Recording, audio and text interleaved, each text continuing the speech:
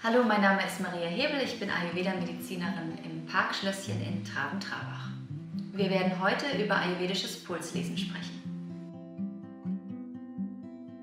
Pulslesen ist eine von 8 Diagnosemethoden, die im Ayurveda zur Bestimmung des gesundheitlichen Zustands des Patienten benutzt werden. Und wir legen dafür 3 Finger unterhalb des Handgelenks auf den Radialispuls an, um dann die Doshas in der Grundkonstitution oder die Imbalancen bestimmen zu können.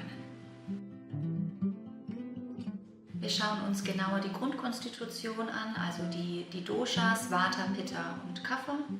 Wir können uns aber auch das Agni, das Stoffwechselfeuer, anschauen. Wir können uns die Grundkraft Bala anschauen. Wir können Stoffwechselrückstände ermitteln, die wir im Ayurveda Ama nennen. Wir können auch gucken, welche körperlichen und psychoemotionalen Beschwerden sich aus diesen Dosha-Konstellationen ergeben. Die Doshas können durch ihre Gunas, Qualitäten erkannt werden. Der Vata-Puls ist dünn, oberflächlich, kalt und schlängelnd wie eine Schlange. Der Pitta-Puls ist abrupt, drängend und eher etwas stärker in seinem Volumen, und das wird mit dem Hüpfen eines Frosches verglichen.